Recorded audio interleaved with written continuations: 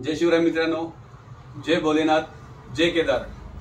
मित्रांनो 3 जूनला आपण केदारनाथला चाललोय आणि केदारनाथला जात असताना जे अत्यंत महत्त्वाच्या अशा गोष्टी आहेत म्हणजे बॅकपॅक हे का महत्त्वाचं आहे, कारण केदारनाथचा जो आपण ट्रेक करतोय किंवा केदारनाथला आपण जे जातोय त्यासोबत आपण चारधाम यात्राही करणार आहोत।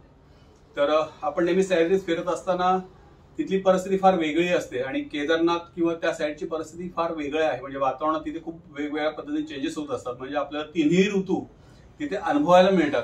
म्हणजे कधी बर्फ पडतो, कधी पाऊस असतो, कधी उन्हाळा असतो अगदी। तर ह्या सगळ्या गोष्टी आहेत आणि आपण आता चाललोय 3 जूनला आणि आपलं जे ऑनलाईन दर्शन जे आहे केदारनाथचं ते 6 जूनला आहे आणि बद्रीनाथला 8 जूनला आहे आणि बाकी आपले त्यामध्ये चारधाम आलेच आहेत। तर असं 3 तारखेपासून तर 12 तारखेपर्यंत म्हणजे 3 जून ते 12 जून असं आपलं ही जवळजवळ 10 दिवसाची ही चारधाम यात्रा आहे।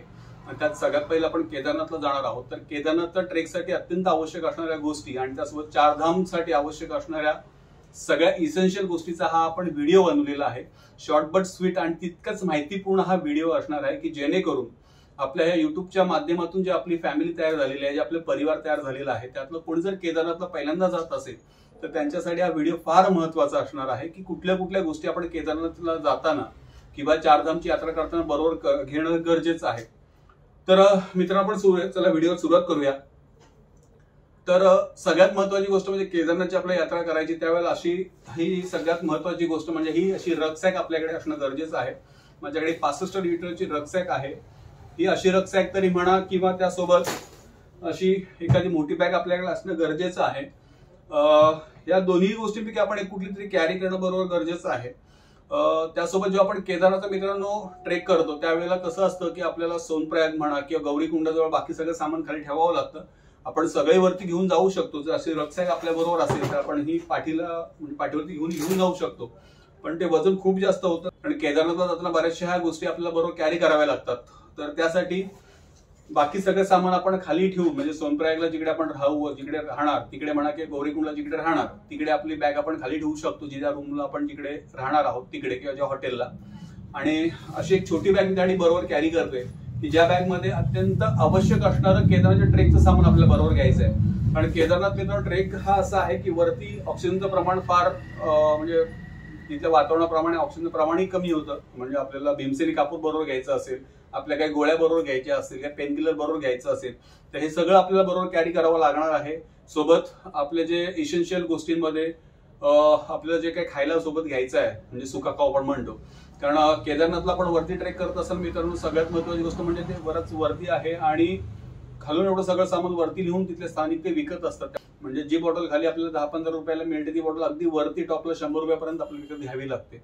त्यासोबत जर आपण भूक लागली तर आपण जेवतो किंवा नाश्ता करतो याचे रेट्स तिकडे हाय साईडला आहे, कारण एवढ्या खालून एवढं वरती सगळं वाहून देणार म्हणजे निश्चित त्या गोष्टीच्या किमती ज्या आहेत ते जास्त असतील। म्हणून आपल्याला इसेन्शियल जे आपल्याला गरजेचं आहे, जे आपल्याला जास्त हाय कॅलरीज देतील, प्रोटीन देतील किंवा आपल्याला आपला स्टॅमिना बूस्ट केला जाईल तर किंवा शरीरात ग्लुकोज आपल्याला मिळेल अशा स्वरूपात जो काय खाऊ आहे, मग त्याच्यामध्ये आपले बदाम असतील, कॅलरीजसाठी आपल्याला चिकी असेल किंवा ग्लुकोज असेल किंवा आपले चॉकलेट्स असतील, बिस्किट असतील, ग्लुकॉन डी असेल, हे सगळं आपल्याला ह्या बॅगमध्ये कॅरी करता येईल। त्यासोबत आपल्याला एकत्र टी शर्ट जो असेल तो वरती केदारनाथच्या दर्शनाला जायच्या अगोदर बदलायचे असतील तर एखादा आपला ड्रेस याच्यात कॅरी करता येऊ शकतो, आपला कॅमेरा याच्यात कॅरी करता येऊ शकतो आणि आपली छोटी बॅग घेणं गरजेचं आहे की जी आपण सहज वरती घेऊन जाऊ शकतो। तर त्यासाठी ही मी सफारीची छोटी बॅग बरोबर घेतलेली आहे।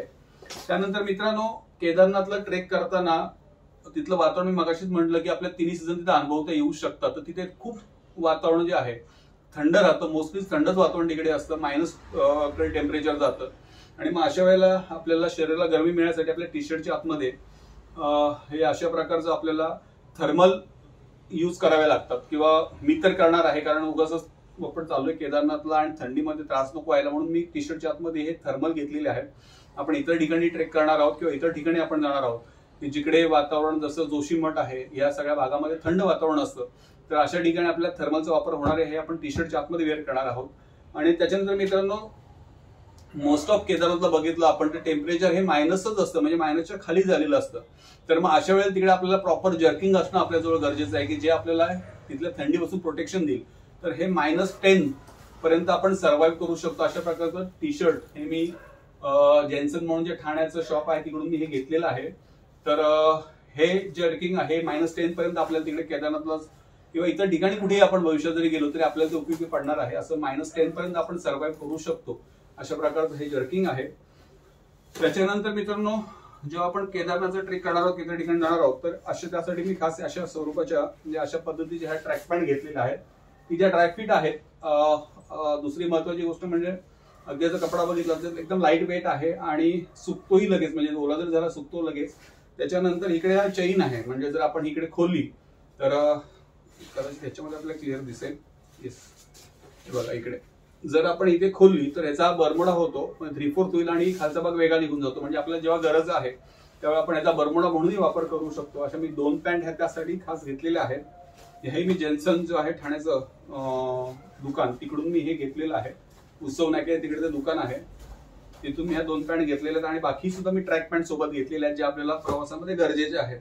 त्यानंतर मित्रांनो सगळ्यात या सगळ्या गोष्टीमध्ये अजून आपल्याला महत्वाची गोष्ट जी आहे ते त्या ठिकाणी असणारे जे वातावरण आहे त्या वातावरणाला अनुसरून आपल्याला हे हँडग्लोव्ज घ्यावे लागतात, जे आतमध्ये बघा उलन कोटिंगचे हे हँडग्लोव्ज आहेत.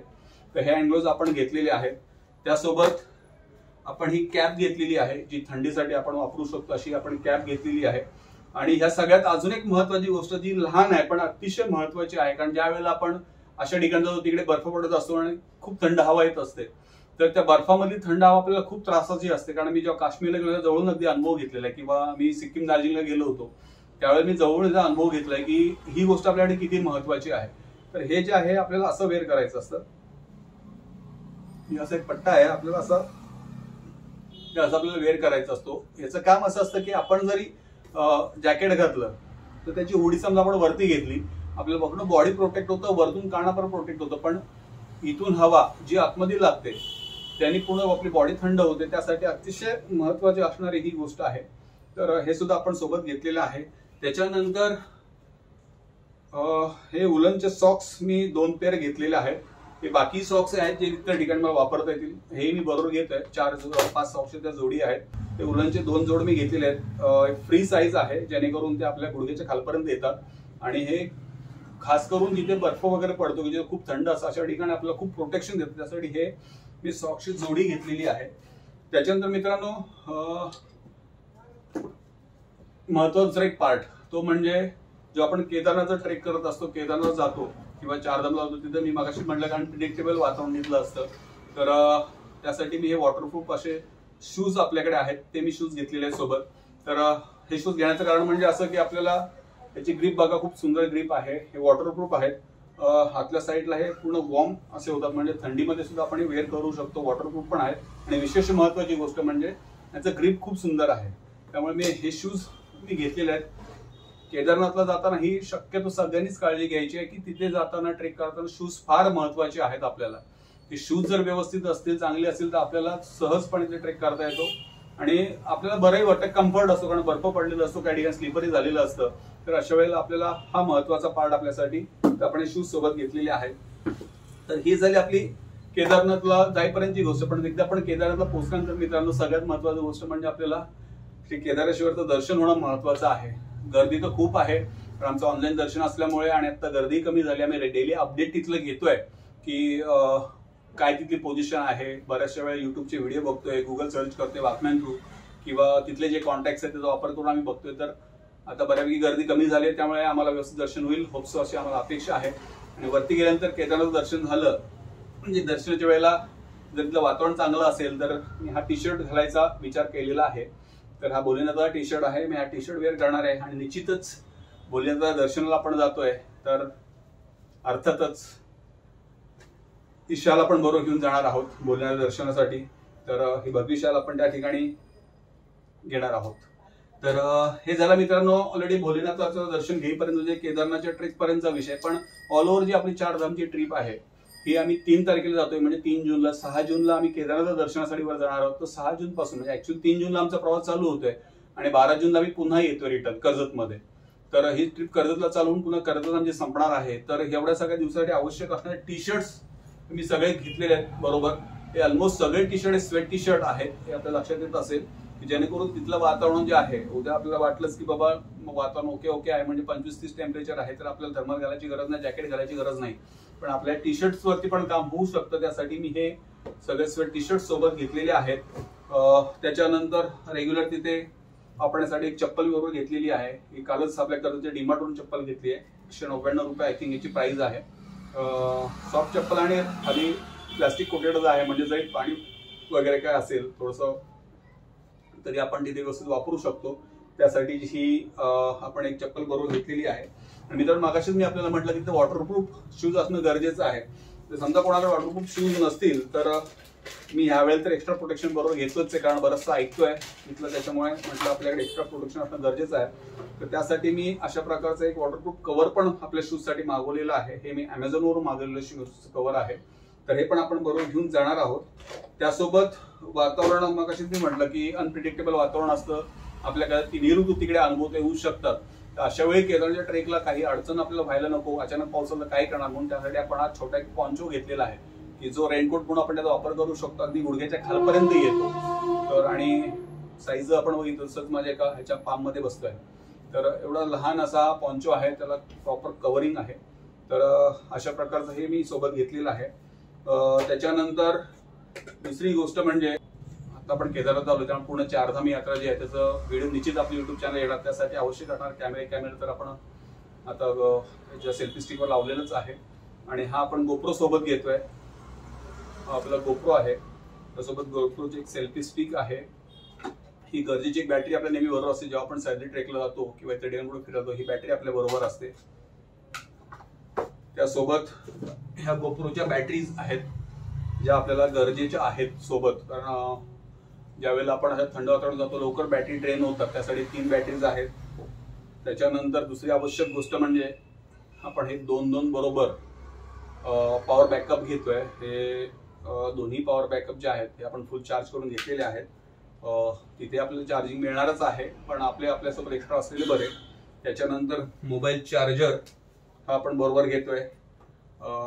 आणि आता जर म्हटलं दुसऱ्या कॅमेऱ्याला आपला जो लावला ट्रायपॉड आहे अशा प्रकारचा आहे, म्हणजे याच्यावर आपल्याला गोप्रो मोबाईल सुद्धा लावता येतो किंवा कॅमेरा सुद्धा अटॅच करता येतो. म्हणजे ऍट टाइम 2 कुठलेही आपल्याला जे कॅमेरा आहेत, म्हणजे मोबाईल म्हणा, गोप्रो म्हणा किंवा कॅमेरा, कुठलेही आपल्याला 2 एका वेळेला लावता येतात. त्यासाठीच असा आपण हा ट्रायपॉड प्लस सेल्फी स्टिक म्हणू शकतो असं घेतलेला आहे आपण. तर तो जाता आपण स्टँडवर त्याचा एक कव्हर आहे. बाकीच्या इसेन्शियल गोष्टी म्हणजे गरजेच्या असतात, म्हणजे आपल्या इनर्स म्हणा, त्या ज्याच्या पद्धतीने जो तो घेऊ शकतो. पण ज्या गरजेच्या गोष्टी आहेत अतिशय महत्वाच्या त्या मी आपल्याला सांगितलेल्या आहेत. हा संपूर्ण आपला बॅकपॅक चारधाम यात्रेचा असणार आहे. तर त्यासोबत दुसरी एक महत्वाची गोष्ट यावेळी थोडंसं आम्ही असं केलं, आम्ही 7 मित्र आता ह्या केदारनाथच्या यात्रेसाठी चाललेलो आहोत. तर आम्ही असं एक डिसाईड केलं की गोळ्या ज्या आहेत, जिथे लागणाऱ्या अंदाजे गोळ्या आपल्याला एक धरून चला, डॉक्टरांनी डिस्कस केल्यानंतर तापाची गोळी, नंतर डोकं दुखण्याची गोळी, पोट दुखत असेल किंवा ओमेंटच्या गोळी, कारण बराचसा घाट मार्ग आहे. त्यासोबत पेनकिलर असेल, ऑक्सिजन ज्या वेळेला कमी होत्या त्यावेळेला काही गोळ्या इंटॅक्ट केली आपल्याला तर तीही चालू शकते, ती गोळी म्हणा. अशा काही गोळ्या, महत्वाच्या गोळ्या जी डॉक्टरांशी कन्सल्ट करून त्याचा आम्ही 7 असे वेगवेगळे पार्ट करणार आहोत. आणि प्रत्येकाकडे त्याचा एक भाग आम्ही, म्हणजे प्रत्येकाकडे एक सेट असला पाहिजे असं आम्ही एक नियोजन केलेलं आहे. दुसरी गोष्ट म्हणजे जो बरोबर वरती न्यायचा जो खाऊ आहे, म्हणजे जो आम्ही म्हणतोय प्रवासाच्या दरम्यानमध्ये, म्हणजे केदारनाथला जाताना ट्रेक करताना जी गरजेची गोष्ट आहे, म्हणजे गौरीकुंडापासून केदारनाथ पर्यंत जाण्यासाठी तिथून परत येण्यासाठी जे आवश्यक खाण्याच्या गोष्टी ज्या आहेत त्या सुद्धा आम्ही 7 भागामध्ये डिवाइड करून घेणार आहोत. त्यामध्ये काजू असेल, म्हणजे बदाम असेल, त्यानंतर ड्रायफ्रुट्स असतील, चिकी मगाशी आपल्याला म्हटलं, या सगळ्या गोष्टी ह्याचे आम्ही वेगळे 7 पॅक करून हे प्रत्येकाकडे असणार की जेणेकरून ते डिवायडेड पण होईल. आणि दुसरी महत्वाची गोष्ट म्हणजे जे वजन असेल ते प्रत्येकाला थोडं डिवाइड होऊन जाईल.